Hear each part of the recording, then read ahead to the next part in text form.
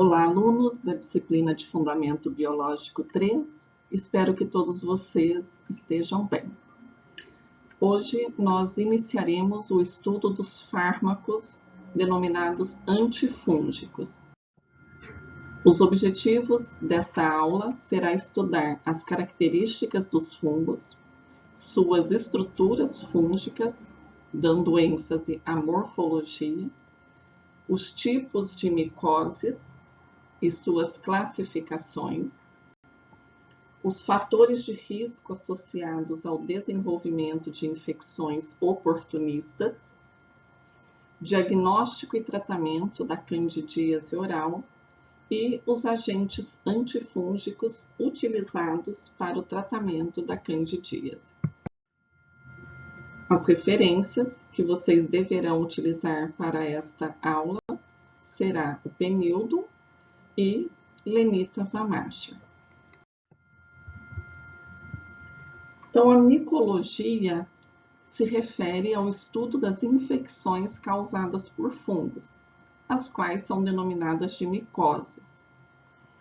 Entre as principais características dos fungos, nós temos a adaptação em variáveis condições ambientais, a adesão a uma variedade de superfícies, a transição morfológica, dependendo da temperatura e das condições de gás carbônicos, os fungos podem modificar a sua morfologia, o que representa uma resistência para esses micro-organismos e uma adaptação para esses seres vivos.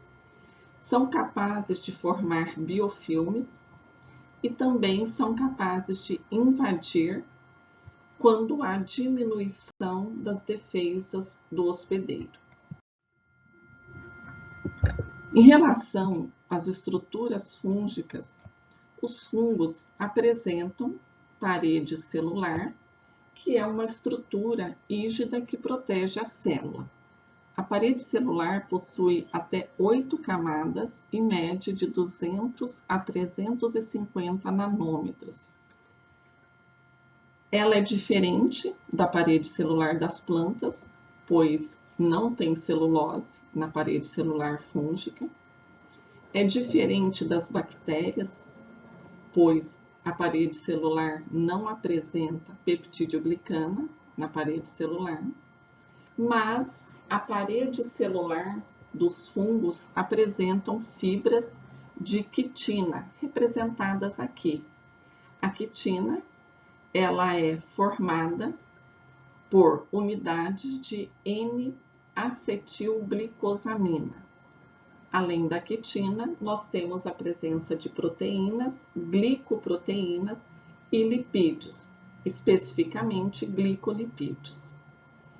Esta parede celular fúngica, ela resiste ao ataque dos antibióticos. É por isso que infecções fúngicas deverão ser tratadas especificamente com antifúngicos, e eles não são eliminados com o uso de antibióticos. Além da parede celular presente na morfologia de um fungo, existe também membrana plasmática. O interessante é que a membrana plasmática dos fungos, ela é composta ou formada por ergosterol, o que diferencia a membrana plasmática fúngica das membranas presentes em nós seres humanos, em que nós temos grande quantidade de colesterol ao invés do ergosterol, o que se torna, então, um alvo para a ação de fármacos antifúngicos, a destruição, então, da membrana plasmática fúngica. Os fungos também apresentam núcleo, que é formado por uma dupla fita de DNA em forma de hélice. Também apresentam, assim como nós, membrana nuclear, nucleolo contendo RNA e proteínas, ribossomos, mitocôndria, retículo endoplasmático e aparelho de Golgi. Então, a gente pode observar que a morfologia de uma célula fúngica ela é muito semelhante às nossas células, o que faz com que existam poucos alvos terapêuticos para a atuação sobre esses micro-organismos. Em relação, então, ao mecanismo de ação dos fármacos antifúngicos, eles podem se ligar ou inibir a síntese do ergosterol na membrana plasmática, enquanto que outros fármacos atuam na síntese do DNA fúngico. E nós temos ainda fármacos mais atuais, que são as equinocandinas, como nós veremos adiante, em que eles agem na parede celular fúngica, oferecendo uma maior especificidade. Então, as dificuldades encontradas para a produção de novos e eficientes agentes antifúngicos é porque, ou é devido à semelhança estrutural das células fúngicas com as células dos mamíferos, levando então a uma maior produção de efeitos adversos. E ainda resistência das paredes celulares fúngicas. Portanto, nós temos poucos antifúngicos existentes no mercado. Os fungos, eles causam uma doença, que é chamada de micose. As micoses, elas podem ser classificadas em superficiais, cutâneas ou dermatomicoses, subcutâneas ou sistêmicas. As micoses superficiais são aquelas que atingem a epiderme. As micoses cutâneas são aquelas que, além da epiderme, elas atingem também os pelos. Micoses subcutâneas atingem, além da epiderme, a hipoderme. E as micoses sistêmicas ou profundas são aquelas que atingem vasos sanguíneos e outros tecidos. Vamos falar inicialmente das micoses superficiais. Os fungos que causam as micoses superficiais provocam as doenças chamadas de candidíase superficial ou dermatomicoses, que também podem ser chamadas de tíneas, causadas pelos fungos Trichophyton, Microsporum ou Epidermophyton. Quais são, então, os fatores de risco que estão associados ao desenvolvimento de infecções causadas por fungos? Então, os fungos, nós sabemos que eles são micro-organismos oportunistas, ou seja, muitos deles fazem parte da flora endógena humana sem causar infecções. Mas quando alguns fatores, que são esses fatores de risco relacionados aqui, surgem, estes fungos, então, passam a causar infecções.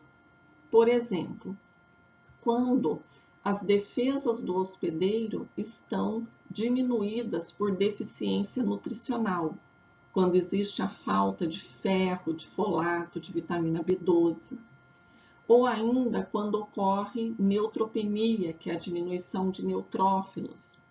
Nos casos de infecção por vírus da imunodeficiência humana, o HIV, pessoas que apresentam diabetes ou que fazem uso de corticosteroides de maneira crônica, pacientes que em quimioterapia antineoplásica e radioterapia, e o uso prévio também de antibióticos, eles suprimem a flora bacteriana endógena e competem com os fungos, levando então ao desenvolvimento das micoses.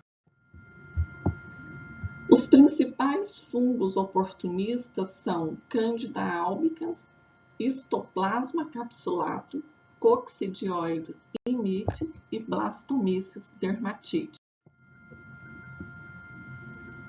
A maior parte das infecções fúngicas nos seres humanos é causada por fungos oportunistas. Entre eles, e de interesse na odontologia, destaca-se o gênero Candida. Em condições normais, este fungo está presente nos humanos, principalmente no trato gastrointestinal, como organismo comensal, sem que isso implique em quaisquer efeitos prejudiciais à sua saúde. Verifica-se que entre 31% a 60% dos indivíduos saudáveis podem apresentar Cândida na boca.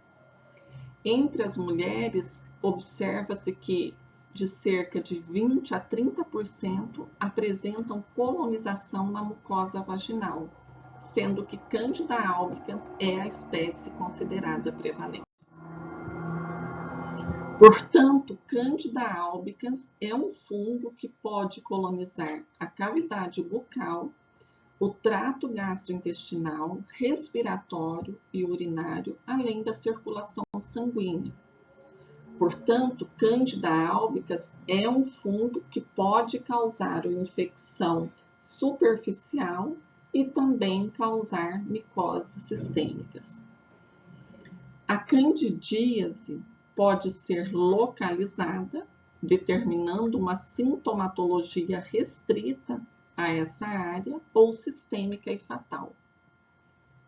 Esta relação de comensal é dependente da integridade do tecido do hospedeiro, da microbiota normal, assim como do sistema imune do paciente. Outros fatores de risco que estão associados ao desenvolvimento especificamente da candidíase é a xerostomia. Então, os estudos mostram que a diminuição da excreção salivar de proteínas e peptídeos leva a uma maior suscetibilidade ao desenvolvimento de infecções fúngicas. Além da xerostomia, o uso de próteses mal higienizadas ou usadas de forma contínua, ou seja, quando o paciente não remove a prótese para dormir.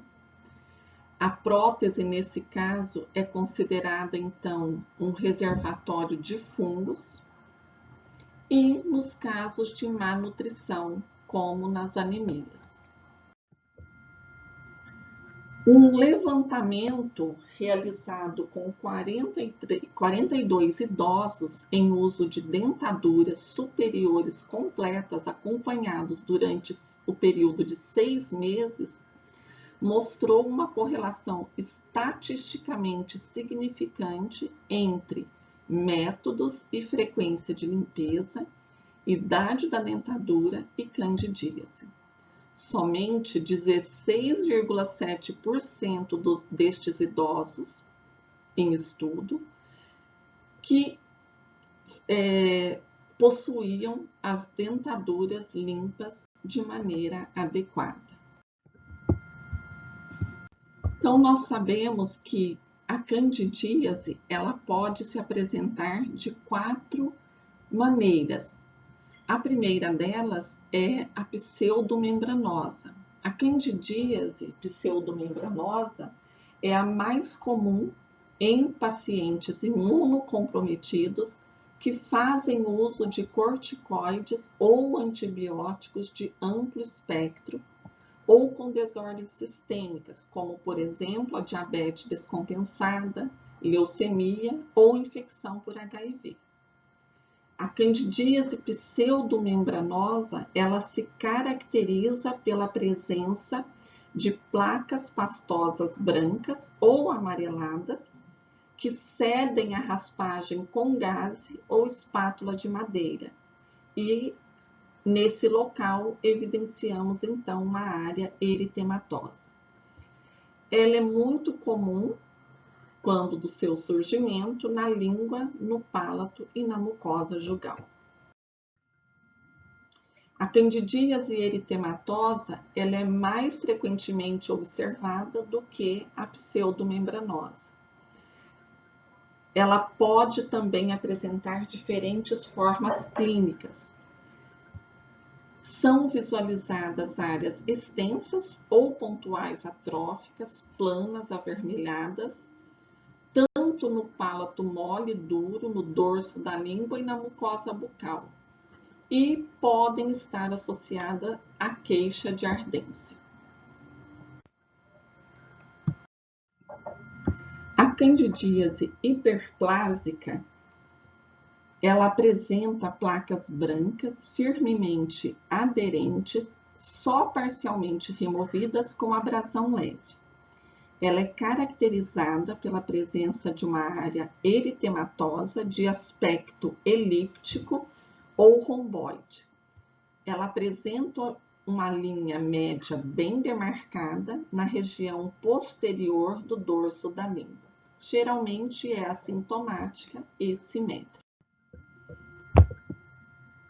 A estomatite é um tipo de candidíase que apresenta manchas eritematosas, pruriginosas, acompanhadas às vezes de dor, ardor e sangramento local. Ela acomete 65% da população geriátrica com prótese dentária. Acomete as comissuras labiais, que mostram eritema, fissuras e descamação. Resulta do acúmulo de saliva devido à perda de dimensão vertical em pacientes idosos. Outro fator associado é a anemia. O diagnóstico para a candidíase se baseia nos sinais e sintomas associados à história médica e odontológica do paciente. Um recurso clínico bastante útil no caso da candidíase pseudomembranosa é a raspagem das lesões, pois nós verificamos que o descolamento da placa e visualização de uma base eritematosa confirma o diagnóstico. Esse diagnóstico ele também pode ser confirmado por um exame micológico direto do raspado da lesão e preparado em laboratório com solução de hidróxido de potássio a 20%, que mostra a presença de hifas. Pode-se ainda realizar uma cultura do fungo em meio soboru. Entre os antifúngicos mais utilizados em odontologia, nós temos os de uso tópico e de uso sistêmico. Os antifúngicos tópicos mais utilizados são clotrimazol e miconazol, que são classificados como tópicos imidazólicos parcialmente absorvíveis.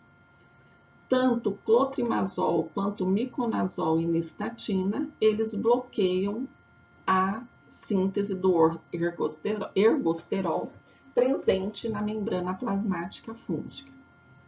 Antifúngicos sistêmicos são o cetoconazol e fluconazol.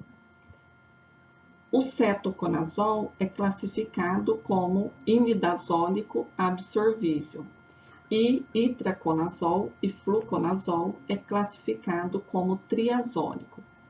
Esses três antifúngicos, eles atuam através do bloqueio da síntese do ergosterol e também inibem a enzima citocromo P450 das células fúngicas. Para o tratamento da candidíase oral, classificada como leve e moderada, podem ser prescritos antifúngicos de uso tópico.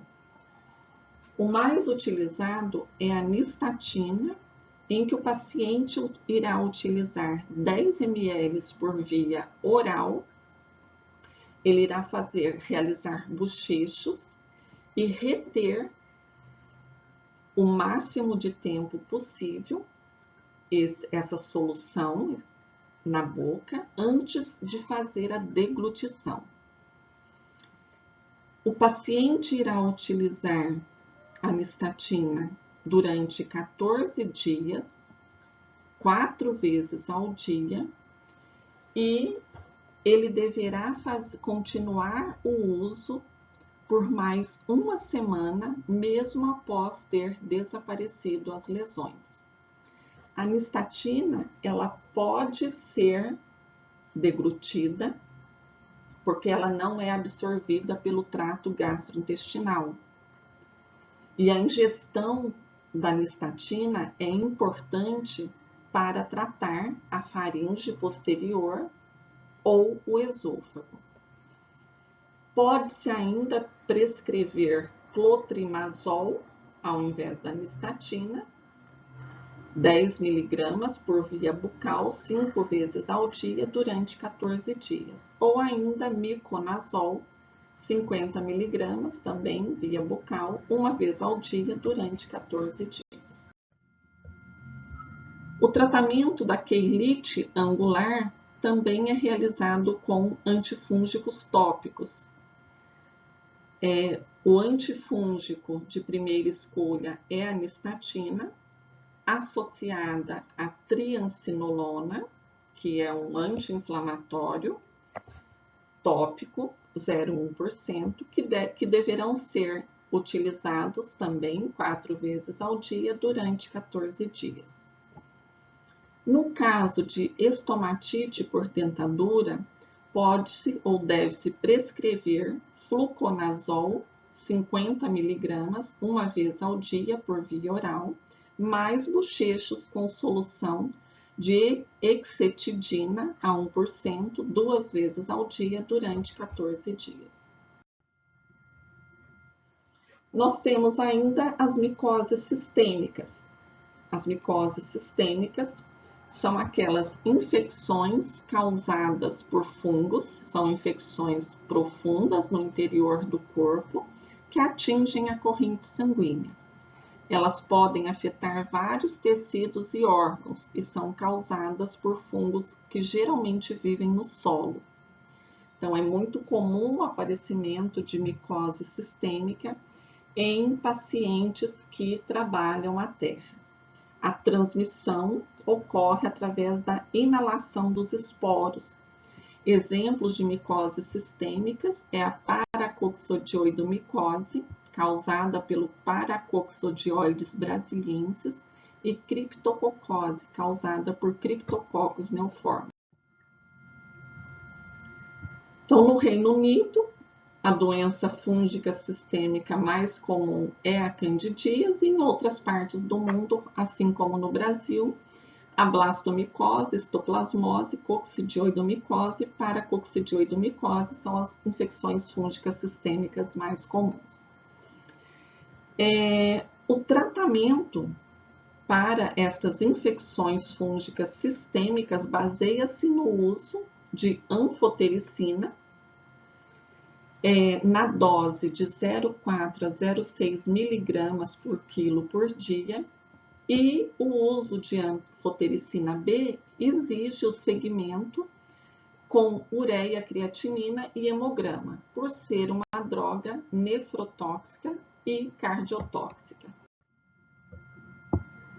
A histoplasmose, coccidioidomicose e blastomicose são micose sistêmica, como nós falamos anteriormente. A histoplasmose, ela é causada pelo fungo Histoplasma capsulatum, é uma zoonose transmitida por aves e morcegos e o seu tratamento também é realizado com anfotericina B. Coccidioidomicose é causada por Coccidioides immitis. O tratamento se faz com fluconazol e itraconazol. Blastomicose é causada por Blastomyces dermatitide, é uma doença pulmonar. A inalação ocorre também através de esporos e o seu tratamento deve ser realizado com anfotericina B.